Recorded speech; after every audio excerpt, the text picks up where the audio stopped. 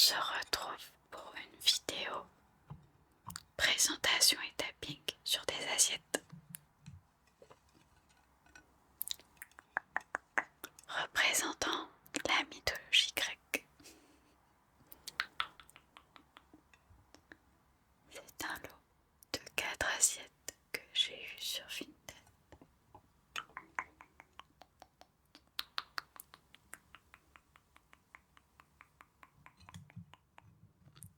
Alors, on va commencer par les 2 petites.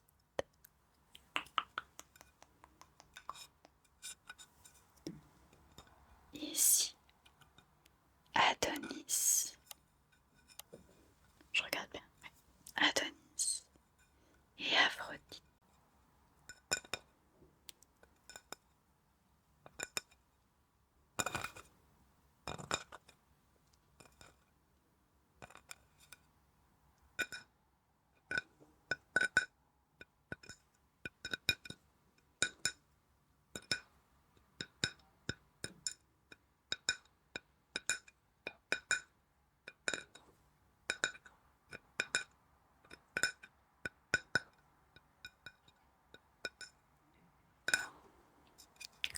Alors, comme vous pouvez le voir, du coup, on a un petit Cupidon ou Eros qui est représenté avec la déesse Aphrodite, Vénus et Adonis. Adonis de base était un très beau chasseur.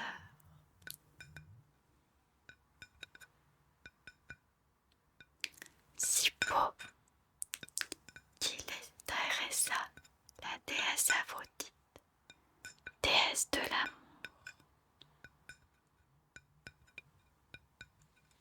Aphrodite qui déjà en ce temps-là était avec le dieu Arès ou Mars en latin.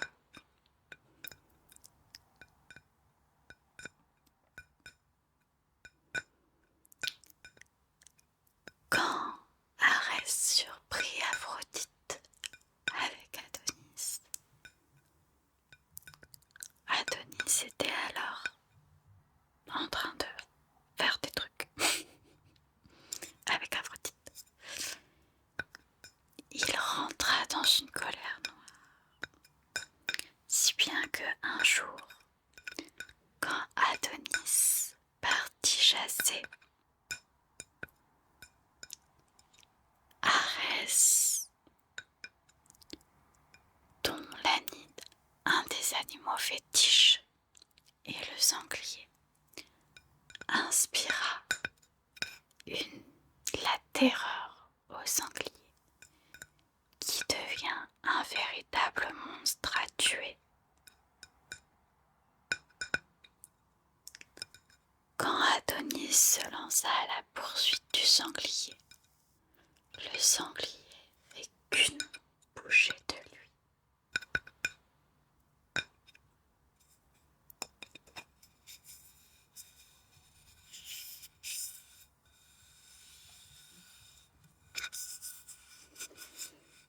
Il mourut sur le coup.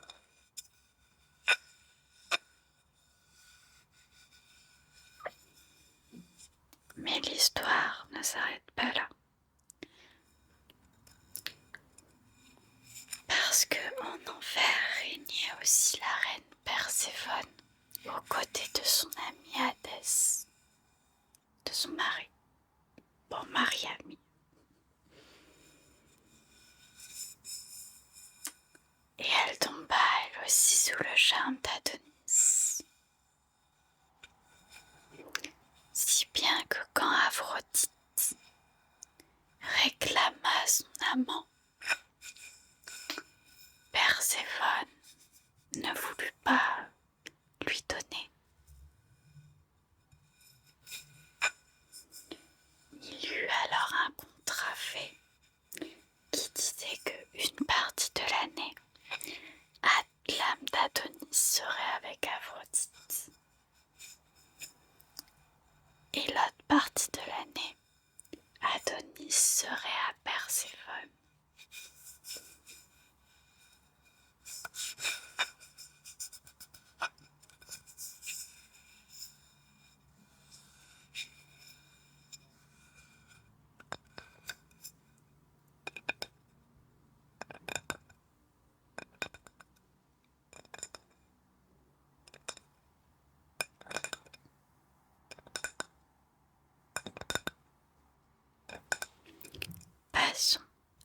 l'assiette suivante.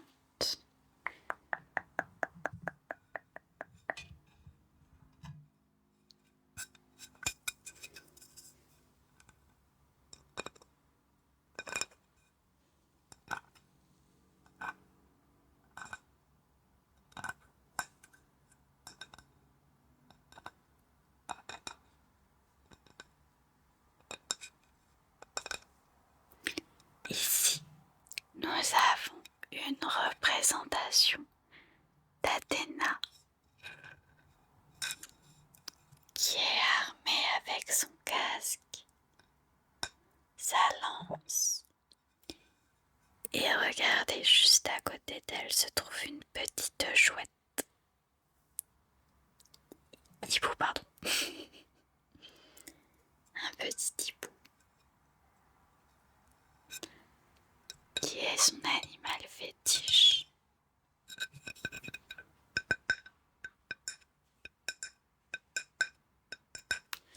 Athéna, connue pour être la déesse de la guerre, de la sagesse et de l'artisanat.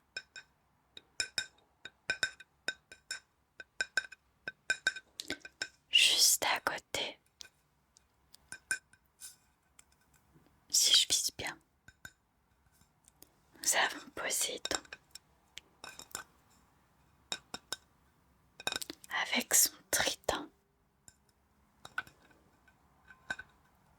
dieu des océans, des mers et des tremblements de terre, et séparé par un arbre. Vous avez Artémis avec un chien, déesse de la chasse, de la nature sauvage et des jeunes filles. Et juste à côté d'elle, je devine que c'est une chasseresse. Les chasseresses étaient là pour accompagner Artémis durant ces périodes de chasse.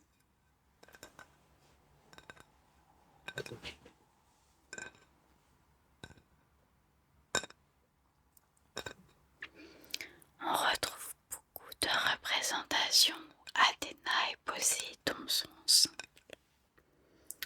Pourquoi ? Parce qu'ils se sont disputés la même ville, celle d'Athènes. Les Athéniens devaient choisir un dieu. Ils eurent donc le choix entre Athéna et Poséidon. Pour ça, les deux dieux décidèrent de leur donner un cadeau.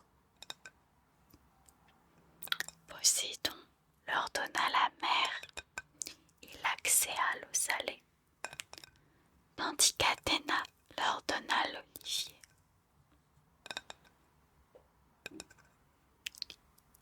Et aussi, sûrement,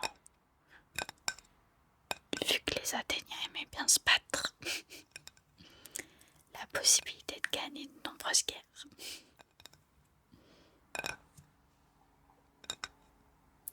Et ils choisirent Athéna.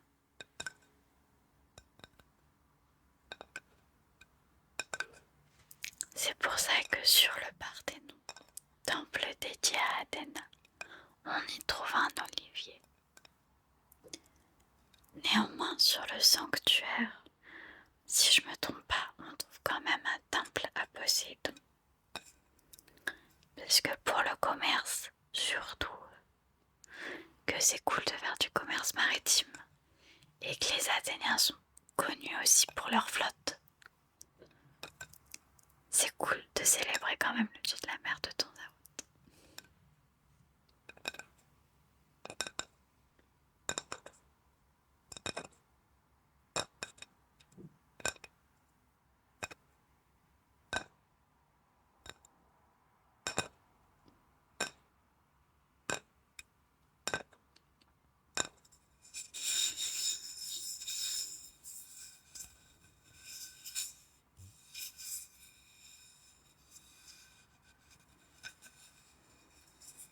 Je vais passer à la troisième assiette.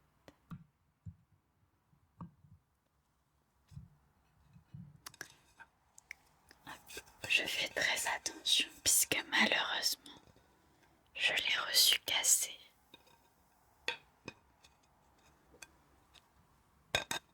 Celle-ci représente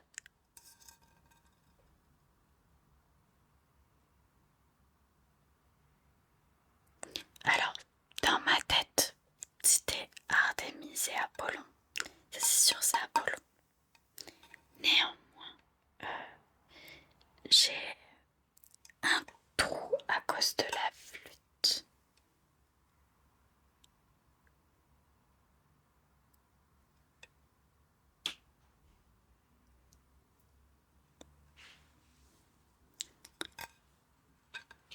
Attendez, je vais demander, puisque dans ma tête en fait il était écrit les noms, mais pas du tout.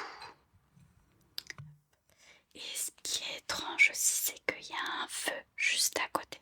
Donc on reconnaît bien Apollon avec sa lyre et sa couronne de laurier.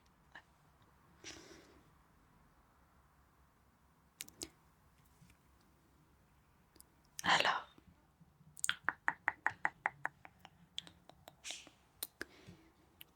on partirait du coup sur une représentation de mortel qui est juste à côté d'Apollon avec sa lyre et sa couronne de laurier.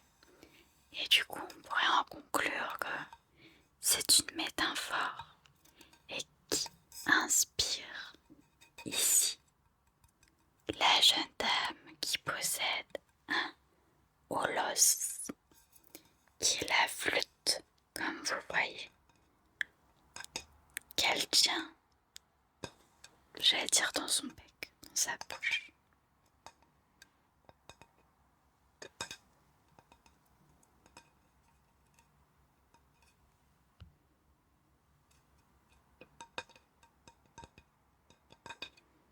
Et avec le feu, on pourrait peut-être en déduire que cela représente une cérémonie en l'honneur du dieu et que les flammes brûlent pour lui.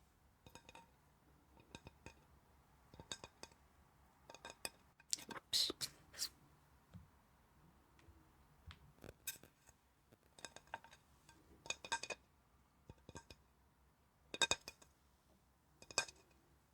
Donc Apollon, dieu de la lumière, de la poésie, de l'art en général.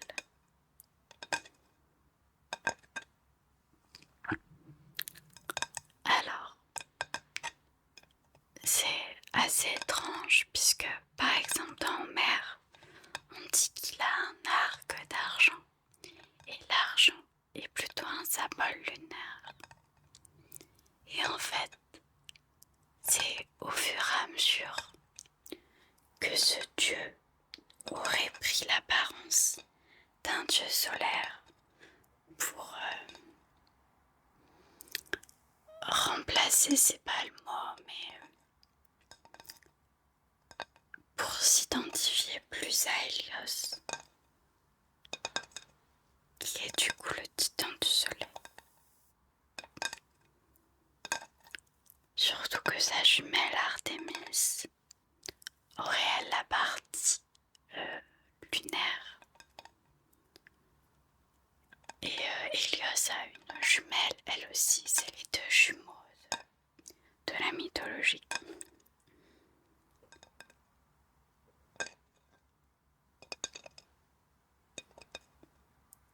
A aussi cette partie lunaire. C'est même la titanite de la lune.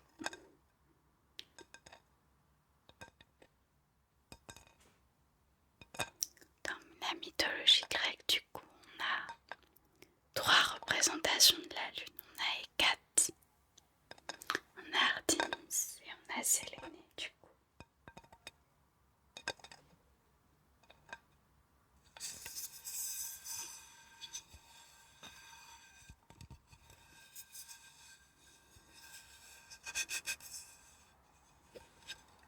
Ok, on va passer à l'assiette suivante.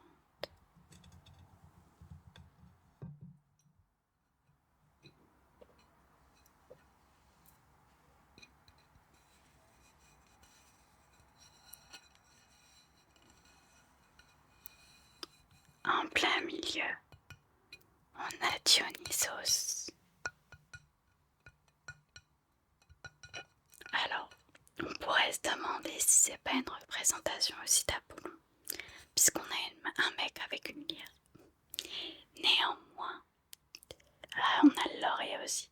Néanmoins, ils l'ont pas écrit.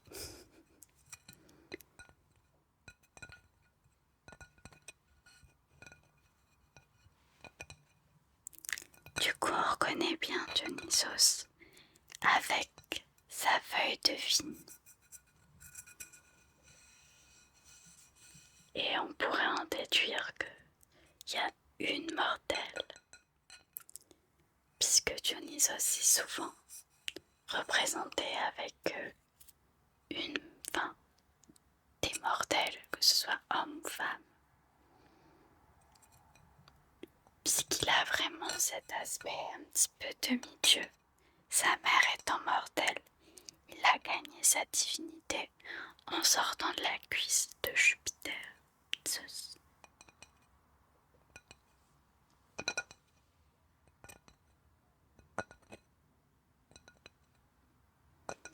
Dionysos, lui, est un dieu d'ivresse, de théâtre et de folie. Il inspire ce qu'on appelle la mania, la manie, qui, au mortel, qui est vraiment le goût de folie.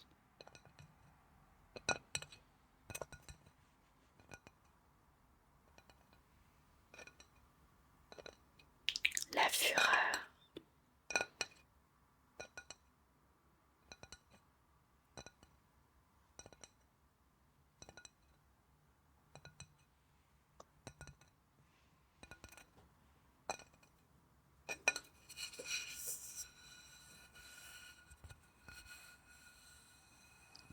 Et vu que c'est aussi un dieu techniquement des arts, puisqu'il a le théâtre comme Apollon,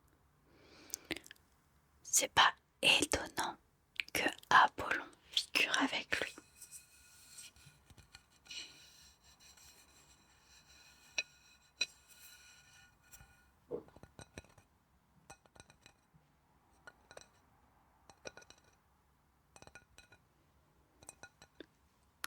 Et bah voilà pour ce petit lot d'assiettes. J'espère que je vous aurai appris des choses, au moins.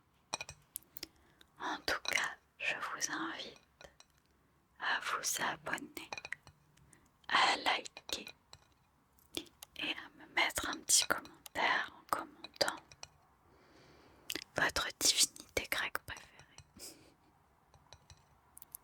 En tout cas, je vous fais de gros bisous et je vous souhaite une bonne soirée, une bonne nuit, bonne nuit, bonne nuit et à demain à 21h.